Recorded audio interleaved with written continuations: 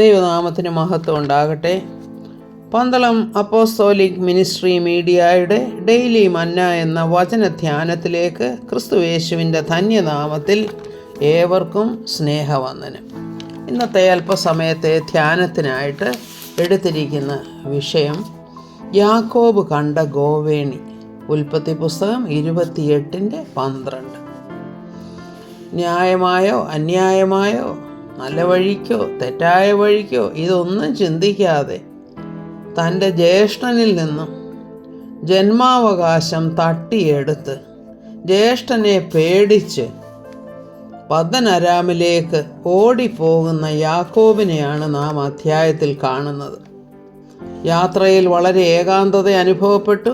രാത്രിയിൽ ഒരു കല്ല് തലയിണയായി വെച്ച് ഉറങ്ങി. ഉറക്കത്തിൽ ഒരു സ്വപ്നം കണ്ടു.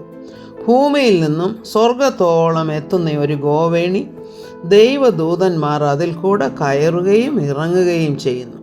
അതിൻ്റെ മീതെ യഹോവ നിന്ന് അരുളി ചെയ്തത്, ഞാൻ നിന്റെ പിതാവായ അബ്രഹാമിൻ്റെ ദൈവവും ഇസഹാക്കിൻ്റെ ദൈവവുമായ യഹോവയാകുന്നു.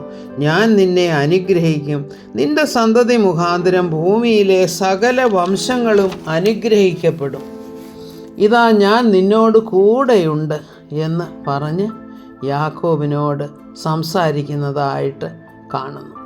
യാക്കോബ് ഉറക്കമുണർന്നു. താൻ ഉറങ്ങിയ സ്ഥലം എത്രയോ ഭയങ്കരം, യഹോവ ഇവിടെ ഉണ്ട് എന്ന് പറഞ്ഞ് അവിടെ ദൈവത്തെ ആരാധിക്കുന്നതായിട്ട് നാം കാണുന്നുണ്ട്. എന്നിട്ട് ആ സ്ഥലത്തിന് ബഥേൽ അല്ലെങ്കിൽ ദൈവത്തിൻ്റെ ഭവനമെന്ന് പേരുമിട്ടു. ഈ സ്വപ്നത്തെക്കുറിച്ച് കർത്താവ് നഥനയേലിനോട് പറയുന്ന ഒരു ഭാഗം നാം പുതിയ നിയമത്തിൽ കാണുന്നുണ്ട്. വിശുദ്ധ യോഹന്നാൻ്റെ സുവിശേഷം 1:51 കർത്താവ് ഗലീലയിലേക്ക് പോവുകയാണ്. അപ്പോൾ ശിഷ്യന്മാരെ ഓരോരുത്തരായി തൻ്റെ കൂടെ ചേരുന്നതായിട്ട് നാം കാണുന്നുണ്ട്.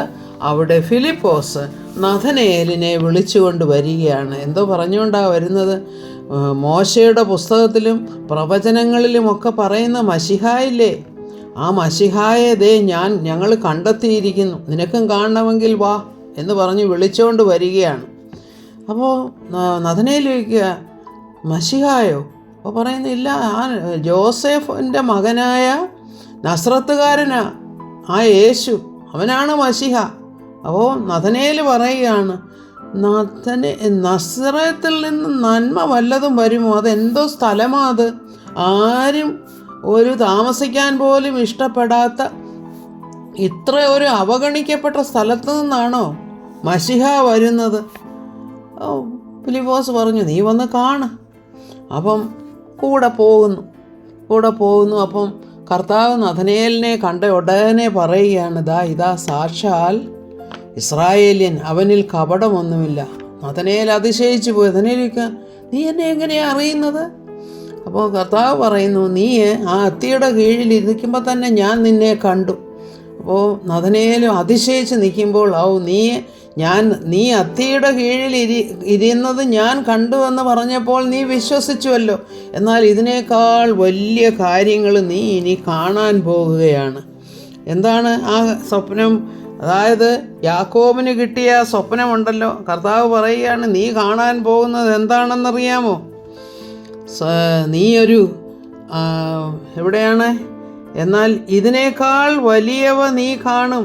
യാക്കോബിന് ലഭിച്ച സ്വപ്നം ഇപ്പോൾ നിവൃത്തിയാകാൻ പോവുകയാണ്. സ്വർഗം തുറന്നിരിക്കുന്നതും മനുഷ്യപുത്രൻ്റെ അടുക്കൽ ദൈവദൂതന്മാർ കയറുകയും ഇറങ്ങുകയും ചെയ്യുന്നത് നിങ്ങൾ കാണുമെന്ന് കർത്താവ് പറയുകയാണ്.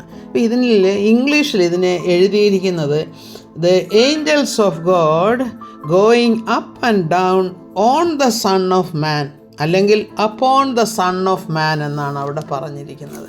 അതിൻ്റെ അർത്ഥം യേശു ക്രിസ്തുവാണ് ഈ ഗോവേണി, അതായത് ഭൂമിയെയും സ്വർഗത്തെയും യോജിപ്പിക്കുന്ന ഗോവേണി അല്ലെങ്കിൽ പാലം എന്നൊക്കെ നമുക്ക് പറയാം. സ്വന്തം പ്രയത്നത്താലോ ആചാരങ്ങളാലോ അതിൻ്റെ അനുഷ്ഠാനങ്ങളാലോ മനുഷ്യനിർമ്മിതമായ സംഘടനകളാലോ അല്ലെങ്കിൽ കുറേ ബിൽഡിങ്ങുകൾ അല്ലെങ്കിൽ ദേവാലയങ്ങൾ എന്ന് പറഞ്ഞ് കുറേ ബിൽഡിങ്ങുകൾ ഉണ്ടാക്കുന്നതിൽ കൂടെ ഒന്നുമല്ല സ്വർഗത്തിൻ്റെ വാതിൽ എന്താണ് തുറക്കപ്പെടണമെങ്കിൽ ക്രിസ്തുവിൽ കൂടെ അല്ലാതെ അത് സാധ്യമല്ല എന്നുള്ള കാര്യമാണ് കർത്താവ് ഇവിടെ പറയുന്നത്. കർത്താവ് പറഞ്ഞിട്ടില്ലേ, ഞാൻ തന്നെ വഴിയും സത്യവും ജീവനുമാകുന്നു. ക്രിസ്തുവിലൂടെ അല്ലാതെ സ്വർഗത്തിലേക്ക് ആർക്കും പ്രവേശനമില്ല. നിത്യജീവൻ നമുക്ക് ലഭിക്കണമെങ്കിൽ ക്രിസ്തുവിൽ വിശ്വസിക്കണം. ഭൂമിയെയും സ്വർഗത്തെയും യോജിപ്പിക്കുന്ന കണ്ണി അല്ലെങ്കിൽ ഗോവേണി അല്ലെങ്കിൽ പാലമാണ് ക്രിസ്തു.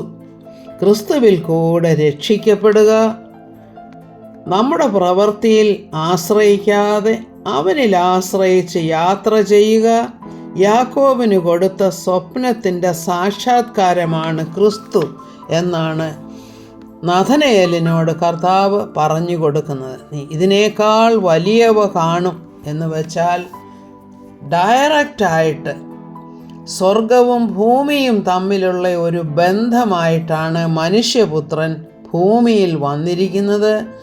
മനുഷ്യപുത്രൻ അല്ലെങ്കിൽ ദൈവപുത്രനിൽ വിശ്വസിക്കുക, രക്ഷിക്കപ്പെടുക, സ്വർഗത്തിൻ്റെ അവകാശികളായി തീരുക എന്നാണ് കർത്താവ് നഥനയേലിനോട് പറഞ്ഞത്. ഈ വചനങ്ങളാൽ കർത്താവ് നമ്മെ അനുഗ്രഹിക്കട്ടെ എന്ന് പ്രാർത്ഥിക്കുന്നു. സകല മഹത്വവും കർത്താവിന്. ആമേൻ.